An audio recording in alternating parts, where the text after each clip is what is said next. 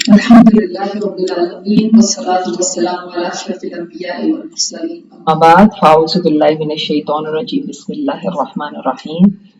Rabbi इश्रह ली सदरी व यस्सिर ली अमरी वहलुल उक़दतम मिन लिसानी यफ़क़हू क़ौली।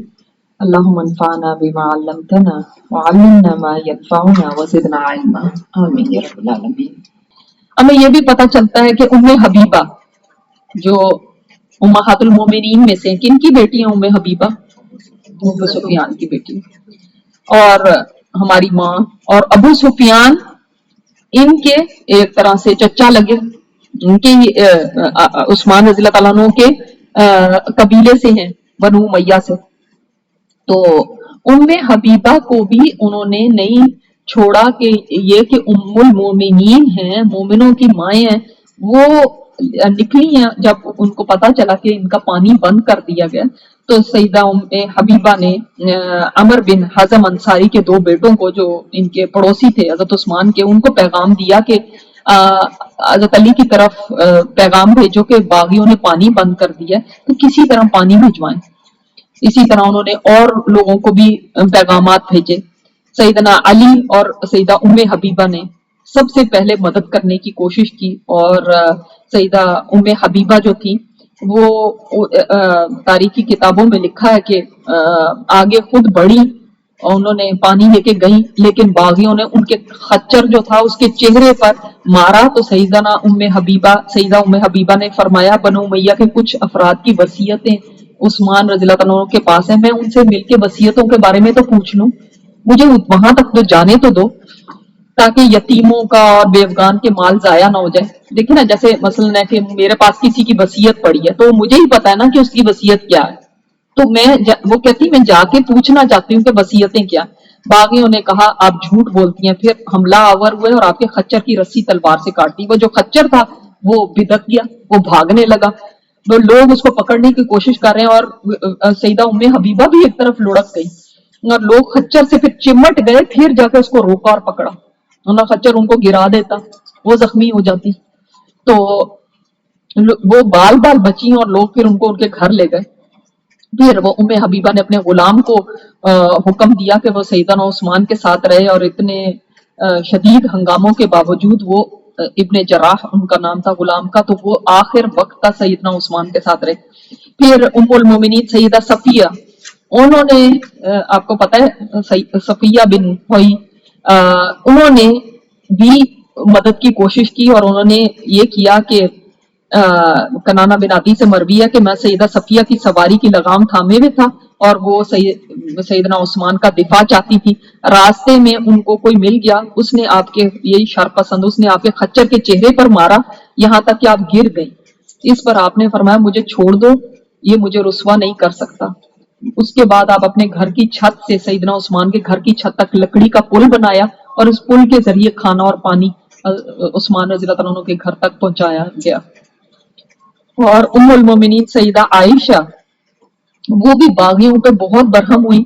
सईदा उम्मे हबीबा के साथ जब ये बदतमीजी हुई तो उसके बाद सईदा आयशा मदीना छोड़ के चली गई। मरवान बिन हकम ने उनसे गुजारिश की कि उम्मुल मोमिनीन अगर आप यहाँ रहती तो मुमकिन था कि लोग उस्मान रज़ी अल्लाह अन्हु की हिफाजत कर सके। इस पर आयशा रज़ी अल्लाह अन्हा ने फरमाया क्या तुम चाहते हो कि मेरे साथ भी वही सलूक हो जो उनके साथ हुआ?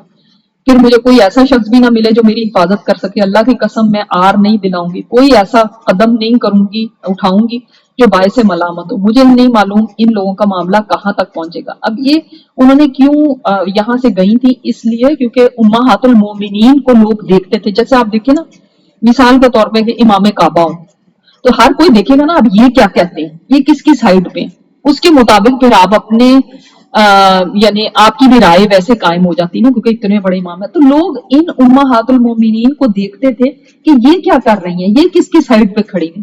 वो चाहती थी कि मैं यहाँ से चली जाऊं। वो हज के लिए रवाना हो गई उम्महातुल मोमिनीन, हज का सीजन था। तो अब्दुल्ला बिन अब्बास को हजरत उस्मान ने अमीर बनाया हज का कि आप जाएं और लोगों को हज कराएं।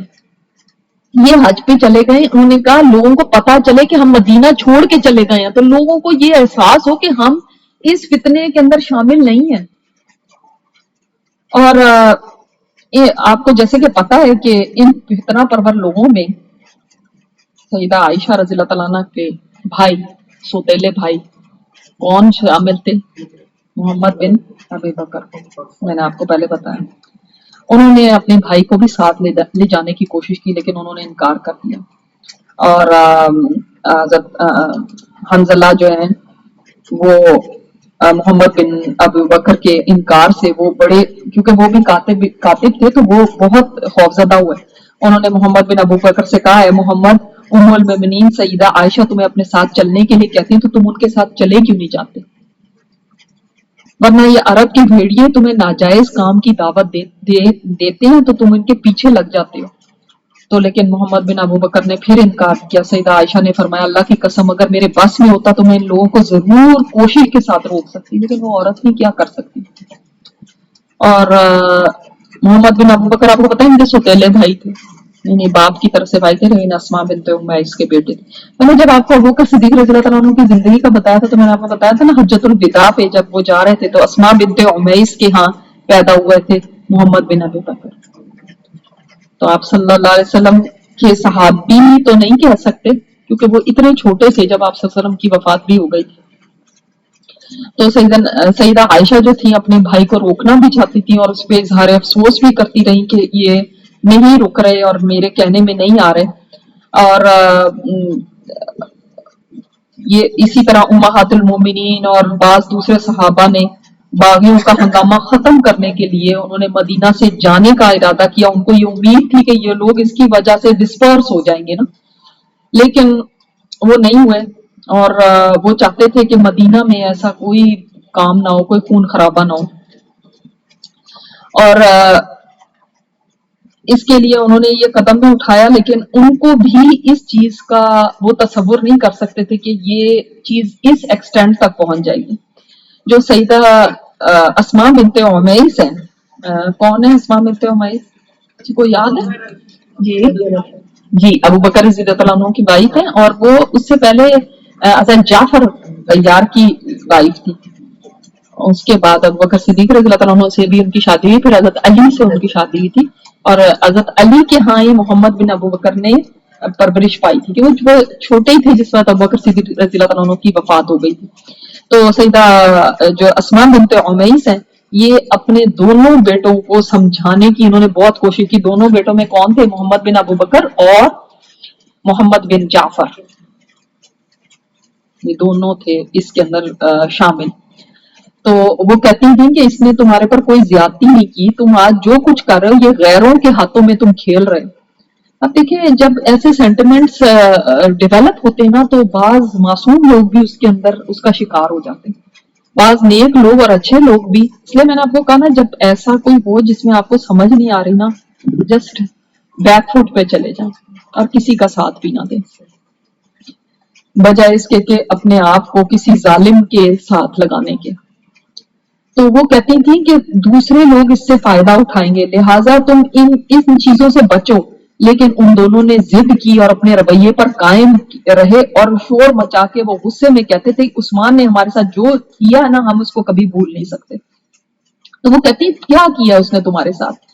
क्या उसने तुम्हें अल्लाह के हुक्मों की पाबंदी छोड़ने का हुक्म दिया या पाबंदी ना करने का हुक्म दिया? क्या तुम्हें ऐसा कहा? तो असल में उनका इशारा किस तरफ था? वो ये कह रहे थे कि वो जो खत था ना, उसके अंदर इनका भी नाम लिखा हुआ था कि इनको भी कत्ल किया जाए। जिससे ये शरीफ ने ये हरकत की, उसने ये भी किया फिर। और वो जानती थी कि इनके बेटे इस तरफ हैं, लेकिन फिर भी देखें, ये होता है हक पे कायम रहना कि अपनी औलाद है, लेकिन उसमें भी अपनी औलाद का साथ नहीं दिया। ये नहीं हो कि मेरे बेटे जो कह रहे हैं, चाहे गलत कह रहे हैं चाहे सही कह रहे हैं, माओं का तो ये होता है बस अपने बच्चों के साथ लग गए। नहीं, वो डट गई, उन्होंने अपने बेटों से कहा कि ये तुम गलत कर रहे हो, इससे बाज आ जाओ। तो हमेशा याद रखें कि जो हक है ना, उसके ऊपर कायम रहें, चाहे आपकी औलाद गलत कर रही हो। अपनी औलाद को मना करें, लेकिन उनके लाड में और प्यार में और उनकी मोहब्बत में अपनी ममता की वजह से बातिल के साथ ना खड़े हो जाए। सईदा साहबा बिन्त अल हज़रमी, इनका भी अब पता चलता है कि ये भी अपने बेटे तलहा बिन उबैदुल्लाह को सईदना उस्मान के पास भेजती हैं कि जाकर उनसे दरखास्त करें कि सहाबा कराम और दीगर शहरों के बाशिंदों को उनके दिफा करने की इजाजत दें اور خود اکیلے اپنے آپ کو دشمنوں کے سپرد نہ کرے۔ اپنے بیٹے طلحہ بن عبیداللہ سے کہا کہ عثمان کا محاصرہ شدید ہو گیا، لہٰذا تم جاؤ ان سے بات کرو تاکہ وہ اکیلے نہ ہوں۔ اس سے پتہ چلتا ہے نا کہ مسلمان عورتیں بھی سمجھ رہی تھیں اور وہ بھی اس میں ساتھ نہیں تھی۔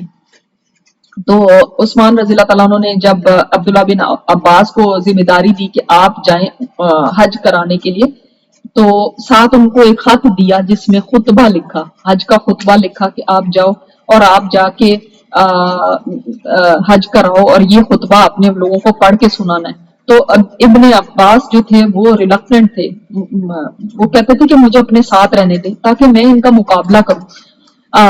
مجھے حد سے زیادہ یہ چیز عزیز ہے کہ میں ان خوارج کے مقابلے میں ہوں۔ تو انہوں نے فرمایا کہ نہیں، آپ جائیں، آپ کو میں حکم دیتا ہوں کہ آپ جا کے اور ان کے ساتھ حج کو کرائیں، کیونکہ ہوتا یہ تھا کہ خلیفہ کی ذمہ داری ہوتی تھی کہ وہ حج کراتا تھا۔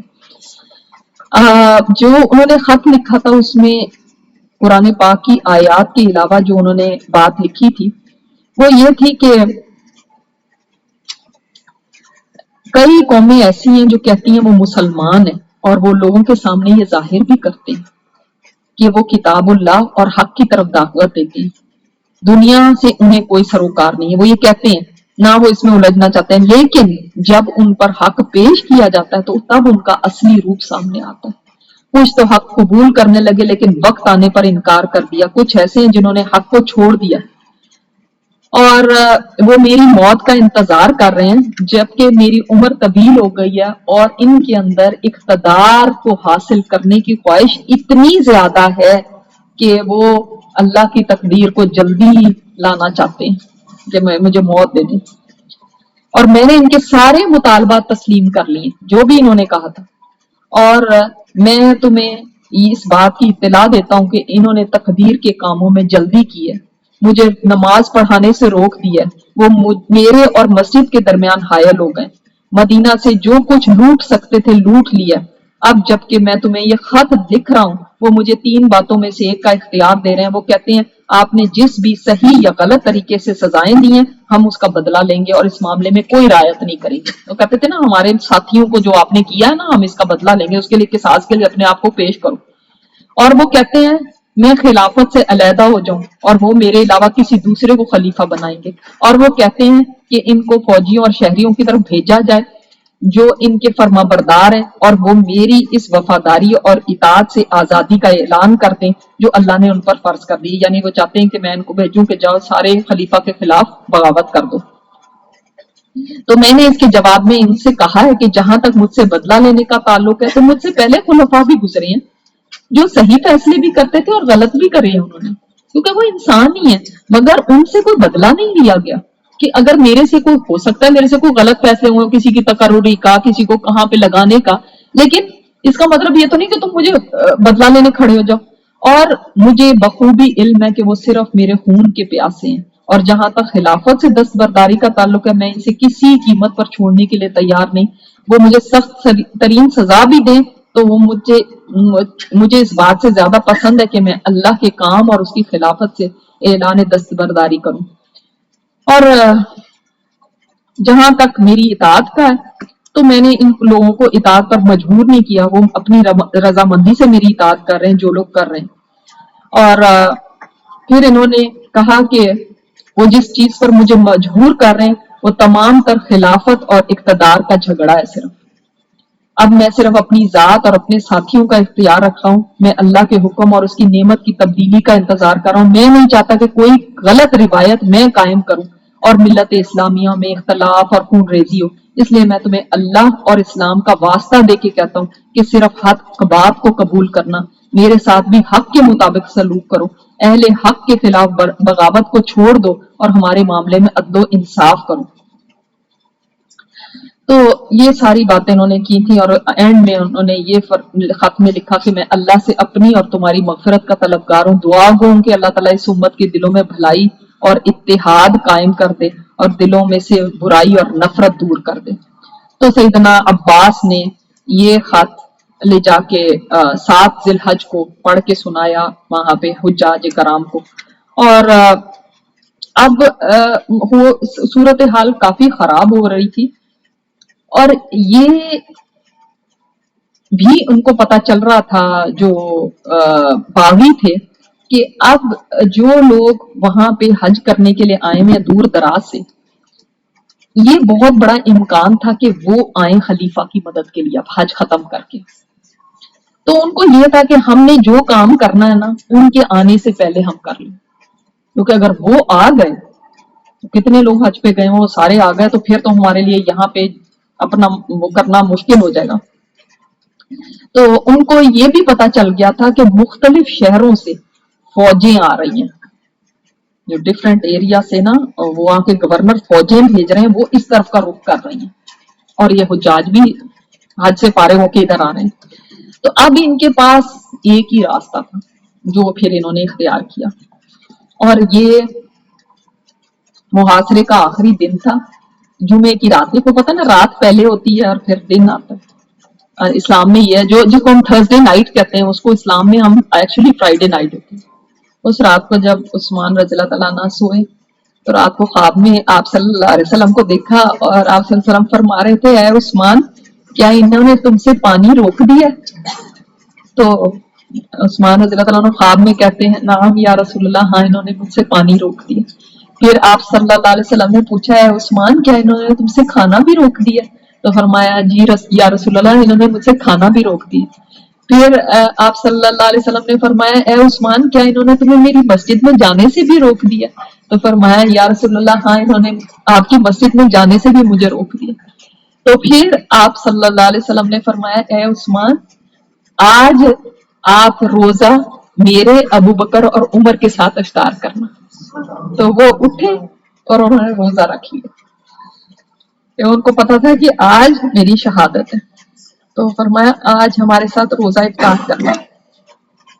اور جو باغی تھے انہوں نے پھر گھر پہ دھاوا بول دیا. کہتے ہیں جگہ پہ آیا کہ اس دن انہوں نے کچھ ایسا کہہ کے، اب یہ نہیں پتا چلتا کہ کیا کہا، مگر کچھ ایسا کہہ کے جو ان کے پاس تھے نا صحابہ کرام، ان کو گھروں کو بھیجا. جو بھی کہا، کچھ کہا ہوگا، کچھ واسطے دیے یا اپنی اطاعت کے، یا جمعے کا دن ہے آپ لوگ جمعہ پڑھیں، آج کچھ نہیں ہوگا، کچھ کہا، لیکن ان کو پتا تھا کہ آج کچھ ہو جانا ہے. تو یہ بھی آتا ہے بعض کتابوں میں کہ فرمایا تھا جو شخص سمجھتا ہے کہ اس پر میری اطاعت ضروری ہے، میں اس کو حکم دیتا ہوں کہ وہ لڑائی سے باز رہے اور وہ چلا جائے گھر. اب ہو سکتا ہے تھوڑی دیر کے لیے ان کو بھیجا ہو، کیونکہ وہ جانتے تھے کہ آج یہاں پہ کچھ خون خرابہ ہوگا. وہ نہیں چاہتے تھے کہ یہ لوگ یہاں پہ ہوں اور کسی کا بھی خون بہے. یہ تو پتا تھا کہ آج کچھ یہ کریں گے. اور مغیرہ بن اخنس ان لوگوں میں سے تھے جو حج سے فراغت پا کے جلدی واپس آ گئے تھے. تو وہ سیدنا عثمان کی شہادت سے پہلے ہی مدینہ پہنچ گئے اور آپ کے دفاع کے لیے آپ کے گھر میں گئے. تو عثمان سے مخاطب ہو کر فرمانے لگے، اگر ہم آپ کو اس طرح شدید خطرے کی حالت میں چھوڑ دیں گے تو ہم اللہ تعالیٰ کو کیا جواب دیں گے؟ ہم طاقت رکھتے ہیں، ہم آپ کا دفاع کریں گے جب تک ہمیں موت نہیں آ جاتی. اور باغیوں نے گھر کے دروازے اور چھت کو آگ لگا دی. سوچیں.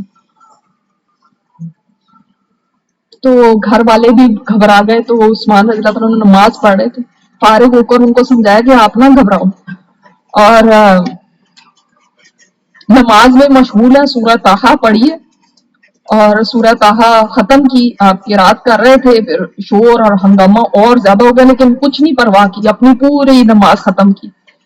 اور جب نماز ختم کی تو قرآن پاک پڑھنے شروع ہو گئے، اور یہ آیت پڑھ رہے تھے، قد خلت من قبلکم سنن فسیروا فی الارض فانظروا کیف کان عاقبۃ المکذبین. تم سے پہلے بھی ایسے واقعات گزر چکے ہیں، تم زمین میں چل پھر کے دیکھو کہ جھٹلانے والوں کا انجام کیا ہوا. تو قرآن پاک پڑھ رہے ہیں اور وہ لوگ اب اندر گھر کے اندر داخل ہو گئے، شور اور ہنگامہ اور سارا، اور آپ کے اور ان کے درمیان اب کوئی رکاوٹ نہیں تھی. ان کے گھر والے صرف رہ گئے تھے اور کوئی غلام وغیرہ تھے. ان کو فرما دیا کہ جو ان کے ساتھ لڑائی نہیں کرے گا وہ میرے بعد آزاد ہے. غلام کو یہ کہنا بہت بڑی بات ہوتی ہے نا. تو تلاوت کر رہے ہیں اور روزے سے بھی ہیں. تو کہتے ہیں کہ ایک باغی جو تھا جس کا نام نہیں پتا چلتا، وہ آپ کے پاس آیا اور آپ نے اس کو دیکھا، فرمایا میرے اور تیرے درمیان اللہ کی کتاب ہے، تو وہ آپ کو چھوڑ کے واپس چلا گیا۔ ابھی وہ نکلا تھا کہ یہ بھی آتا ہے روایات میں کہ محمد بن ابو بکر آئے،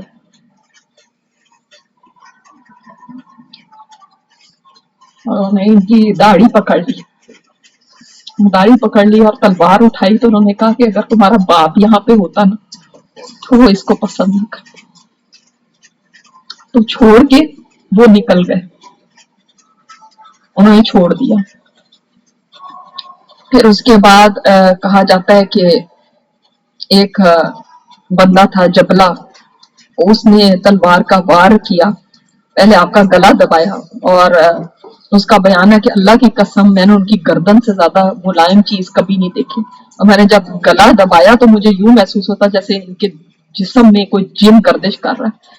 پھر اس نے ان پر تلوار کا وار کیا تو عثمان رضی اللہ تعالیٰ نے ہاتھ سے، جیسے انسان روکتا نا اس طرح ہاتھ سے روکا تو ان کا ہاتھ کٹ گیا۔ تو عثمان رضی اللہ تعالیٰ نے فرمایا اللہ کی قسم یہ ہاتھ وہ ہے جو سب سے پہلے جس نے قرآن لکھا تھا۔ کہ مکہ کے اندر نا کوئی لوگ زیادہ لکھنے والے نہیں تھے، پڑھے لکھے لوگ بہت کم تھے، تو یہ ان لوگوں میں سے تھے جو لکھنا جانتے تھے، اور فرمایا اس ہاتھ میں سب سے پہلے وحی لکھی تھی۔ تو ہاتھ جو کٹا ہے نا تو اس سے جو خون بہا ہے تو وہ قرآن پاک پہ پتہ ہے کس آیت پہ گرا؟ سورہ بقرہ کی فَسَيَكْفِيكَهُمُ اللَّهُ، ان کے مقابلے میں اللہ آپ کے لیے کافی۔ کتنی بڑی یہ نشانی، وہ سمیع العلیم، اللہ سننے والا جاننے والا، ان کے مقابلے میں اللہ آپ کے لیے کافی ہے۔ ایک روایت میں آتا ہے کہ جس بدبخت نے پہلا وار کیا تھا وہ رومان یمانی تھا، اور اس نے ڈنڈے کا وار کیا، تو جب خارجی آپ کو قتل کرنے کے لیے آگے بڑھے تو آپ نے اشعار کہے کہ جن کا ترجمہ یہ ہے کہ میں دیکھتا ہوں کہ موت کسی طاقتور کو نہیں چھوڑتی۔ اس نے قوم عاد کے لیے شہروں میں کوئی جائے پناہ نہیں چھوڑی، وہ قلعہ بند لوگوں کو بھی آ لیتی ہے، حالانکہ وہ قلعے میں ہوتی ہے۔ موت وہ چیز ہے جو بلند و بالا پہاڑوں کی چوٹیاں پھلانگ کر بھی آ دبوچتی ہے۔ تو جب ان کے اوپر اس طرح حملہ کیا تو ان کی بیوی نائلہ، یہ پہلے عیسائی ہوتی تھی، اس سے مسلمان ہوئی تھی، انہوں نے آپ کا دفاع کیا، آپ کے اوپر جھک پڑی، اور تلوار جب مطلب بار آیا تو آگے ہاتھ کیا تو وہ جو سودان تھا اس بدبخت نے تلوار چلائی تو ان کی انگلیاں کٹ گئی۔ اسی لیے جب یہ ان کی انگلیاں اور حضرت عثمان کی کوئی چیز تھی وہ لے کے وہاں پہ حضرت معاویہ کے پاس پہنچی نا تو وہ اس کے اندر یہ ان کی انگلیاں تھیں اور ان کی تھی چیز، تو وہاں سے انتقام کی آوازیں آنے لگی کہ اب ہم نے انتقام ہے۔ پھر آپ کو پتا ہے پھر اس کے بعد تو کبھی یہ تلواریں اندر گئی ہی نہیں نا۔ تو عثمان رضی اللہ تعالیٰ عنہ کے ایک غلام تھے نجیل، جب اس نے یہ صورتحال دیکھی تو وہ لرز گیا، غصے سے بے قابو ہو کے اس نے سودان پہ حملہ کیا جس نے حضرت عثمان کے اوپر تلوار اٹھائی تھی اور اس نے مارا تھا، تو انہوں نے ظالم کو فوراً اسی وقت قتل کر دیا۔ اور جب قطیرہ وہ بھی ایک شرپسند تھا، اس نے جب دیکھا کہ نجیب نے سودان کو قتل کیا تو اس نے نجیب پہ وار کر کے ان کو شہید کر دیا، وہ جو غلام تھے۔ اور پھر حضرت عثمان کا ایک غلام کا سبیر، وہ اس پہ قطیرہ پہ ٹوٹ پڑا اور اس کو موت کے گھاٹ اتار دیا۔ اب گھر میں دیکھیں یہ لاشیں پڑی ہوئی ہیں، سیدنا عثمان ہیں، ان کا غلام نجیب ہے، اور وہ دو مجرم جو ہیں وہ ان کی بھی لاشیں پڑی ہیں۔ اور اتنے میں جب وہ شہید ہو گئے تو ایک ان میں سے بولا، اتنے سارے تو لوگ تھے وہاں پہ، ایک نے کہا جس کا خون ہمارے لیے حلال ہے اس کا مال بھی ہمارے لیے حلال ہے، چلو لوٹے ان کے گھر کی چیزوں کو۔ اللہ اکبر، یہاں تک کہ گھر کی ہر چیز لوٹ لی، حتیٰ کہ عورتوں کے زیور بھی چھین لیے۔ اور ایک نے ان کی زوجہ سیدہ نائلہ ان پر جھپٹا اور ان کی چادر چھین لی اور ان سے بھی بد زبانی کی۔ گھر کو لوٹنے کے بعد انہوں نے صدا لگائی کہ اب بیت المال کا رخ کرو، وہاں پہنچو اس سے پہلے کہ وہاں سے بھی چیزیں یہ اٹھا لیں۔ تو بیت المال گئے، وہاں کے محافظوں نے جب یہ دیکھا کہ یہ لوگ اس طرح آ رہے ہیں، پورا موب جتھا آ رہا ہے، تو انہوں نے کہا کہ بھاگ چلو، یہ تو صرف دنیا سے دیوانے ہیں، بھاگو اپنی جان بچاؤ۔ تو بیت المال میں صرف 2 بوریاں تھی غلے کی جس کو انہوں نے لوٹ لیا، اور پھر بھی ان کا کلیجہ ٹھنڈا نہیں ہوا۔ انہوں نے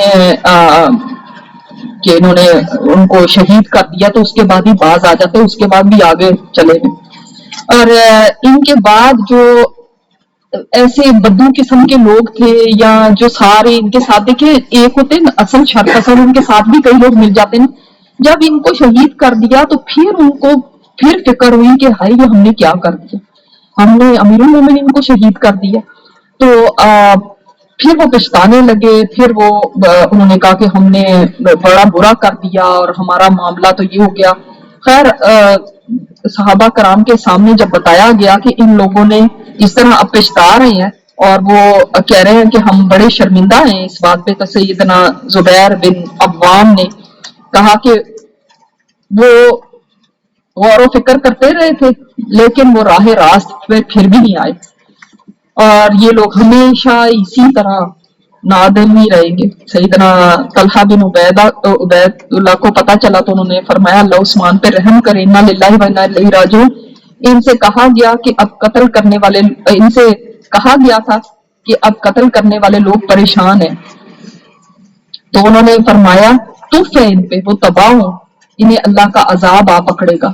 اور پھر حضرت سعد بن ابی وقاص کو بھی جب بتایا گیا کہ وہ لوگ اب پریشان ہو رہے ہیں اور اب وہ لوگ پچھتا رہے ہیں، تو انہوں نے بھی ان کو بددعائیں دی اور انہوں نے کہا اے اللہ انہیں ذلیل و خوار کر دے، اللہ ان کو پکڑ. اللہ تعالیٰ نے سعد کی دعا قبول فرمائی. سعد بن ابی وقاص نے جو تھے مستجاب الدعوات تھے، ان کی دعائیں قبول ہوتی تھیں.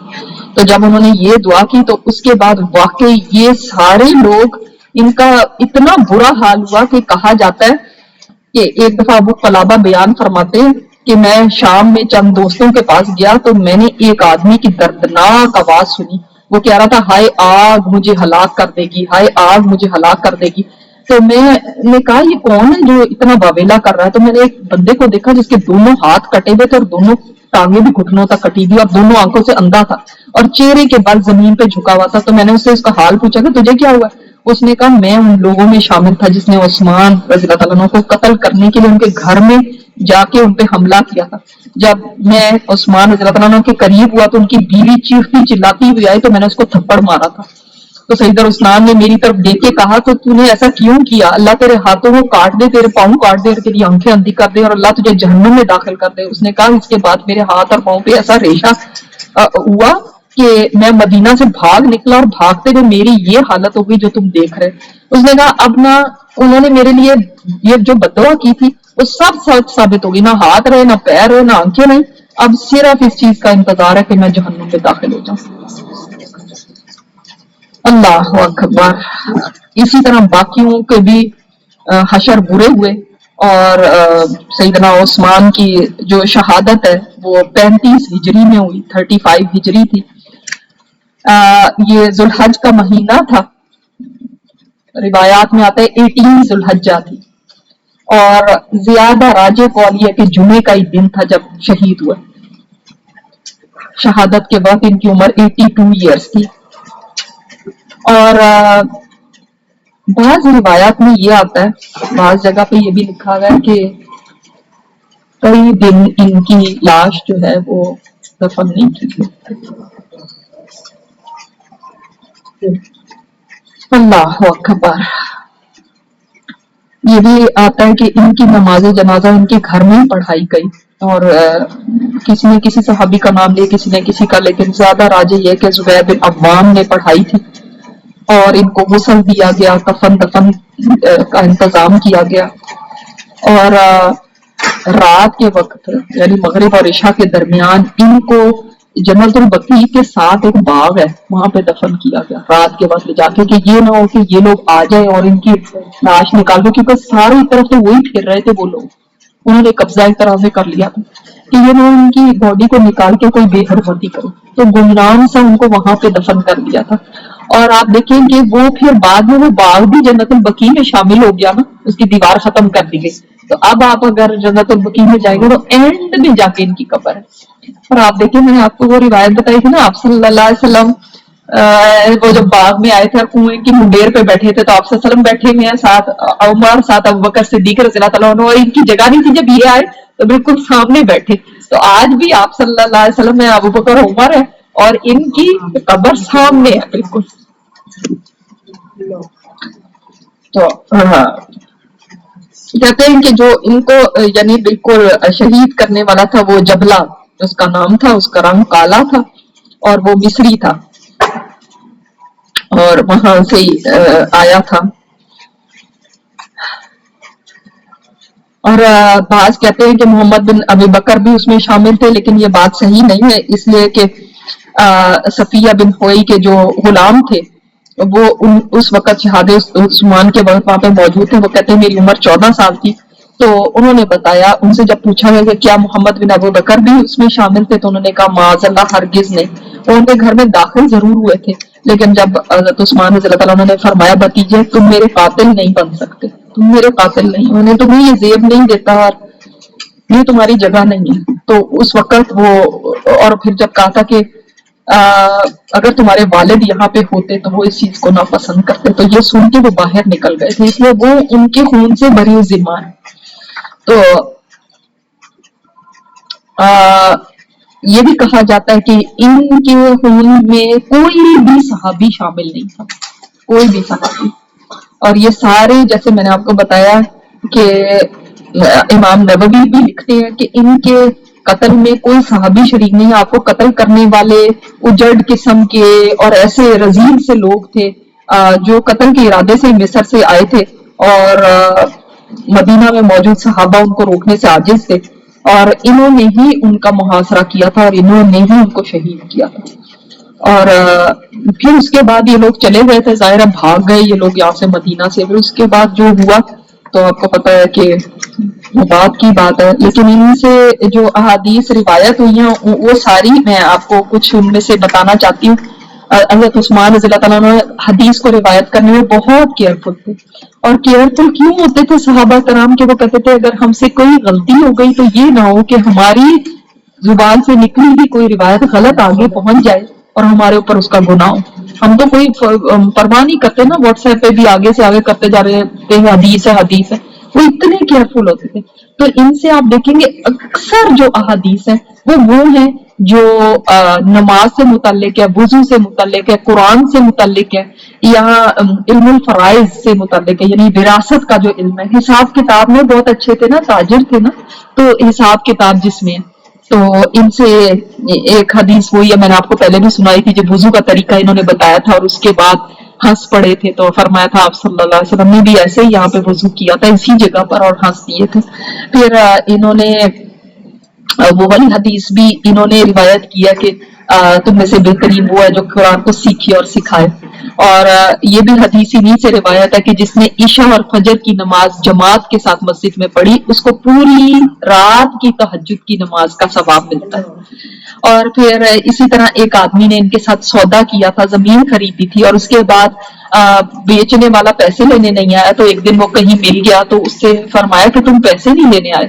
تو اس نے کہا میں نے کیا پیسے لینے آنا ہے، لوگ مجھے برا بھلا کہہ رہے ہیں کہ تم نے کیوں اتنے سستے میں اپنی زمین بیچ دی. تو کہتے ہیں کوئی بات نہیں، تم چاہو تو زمین واپس لے لو، سودے کو کینسل کر دو، چاہو تو میں تمہیں پیسے دے دوں. تو اس لیے کہ مجھے نبی علیہ الصلوۃ والسلام کی یہ حدیث یاد ہے، اور بڑی پیاری انہوں نے اس طرح سے حدیث روایت کی جو ہمارے سب کے لیے بہت بڑا ایک سیکھنے کا پوائنٹ ہے. فرمایا تھا کہ آپ صلی اللہ علیہ وسلم نے فرمایا اللہ اس شخص کو جنت میں داخل کرے گا جو خریدنے میں آسانی کرے، بیچنے میں آسانی کرے، قرض مقروض سے جب لینا ہے نا، مطالبہ کرنا ہے تو اس میں آسانی کرے، اور جب قرض ادا کرنا ہے تو اس میں آسانی کرے. سبحان اللہ. کہ کیا فرمایا کہ آپ صلی اللہ علیہ وسلم نے اس کے لیے یعنی بشارت دی ہے کہ وہ اس شخص کو اللہ تعالیٰ جنت میں داخل کرے گا جو اس میں، آپ کو پتا ہے یہ کاروباری چیزیں ایسی ہوتی جس میں لین دین، اور اس میں اتنی اتنی ایک ایک ڈالر ایک ایک روپے کے پیچھے لوگ کیا کیا کر دیتے ہیں نا، کتنی بحثیں اور کتنے جھگڑے اور کتنے ایک دوسرے کے ساتھ تو میں اٹھتی. تو کوئی بات نہیں، $1-2 جتنے ڈالر، اس کی کوئی پرواہ نہیں، آسانی، ایز. تو ہم کہتے ہیں نا تم پاگل بن گئی، تم نے اتنے کا لے لیا. نہیں، جو آسانی کرنے والا ہے اس کے لیے جنت کی بشارت آپ صلی اللہ علیہ وسلم نے دی. یہ امپورٹنٹ حدیث ہی میں نے کہا آپ کے سامنے رکھوں. اللہ تعالیٰ ان کے پر کروڑوں رحمتیں کرے، اور انہوں نے اپنی زندگی میں ہمارے لیے بہت بڑا سبق چھوڑ دیا کہ کس طرح سے آپ مسلمان کی عزت، اس کی جان، اس کی مال، اس کی عزت آپ کے لیے حرام ہے. اور کسی مسلمان کا خون ہماری وجہ سے نہ بہے، کسی کی عزت ہماری وجہ سے خراب نہ ہو۔ انہوں نے آخر وقت تک اپنی جان دے دی، لیکن انہوں نے یہ گوارا نہیں کیا کہ کسی مسلمان کا خون میری وجہ سے بہے۔ اور ہمارے لیے بہت بڑی اس کے اندر نصیحت کی بات ہے، کیونکہ اس چیز کو ہم کوئی بڑی چیز نہیں سمجھتے آج۔ تو عثمان رضی اللہ تعالیٰ عنہ نے اتنی بڑی قربانی دی ہے۔ آج دیکھیں امام حسین رضی اللہ تعالیٰ عنہ کی شہادت کو تو لوگ جانتے ہیں، لیکن یہ بھی مظلوم شہید ہے، ان کی شہادت کا کسی کو پتہ بھی نہیں، کوئی جانتا بھی نہیں، اور ان کے بارے میں کسی کو پتہ نہیں کہ کیسے شہید ہوئے، لیکن حق پہ قائم رہے۔ ان کے لیے بہت آسان تھا کہ یہ چھوڑ چھاڑ کے سب بھاگ جاتے، لیکن آپ صلی اللہ علیہ وسلم کی جو وصیت تھی، جو ان کو نصیحت کی بھی تھی انہوں نے، وہ پھر کہاں جاتی؟ جو آپ نے فرمایا تھا کہ تم نے اسی طرح رہنا، تم نے نہیں چھوڑ کے جانا، فتنے کے اس وقت میں تم نے ڈٹ جانا۔ سبحانک اللہم و بحمدک، نشہد ان لا الہ الا انت، نستغفرک و نتوب الیک۔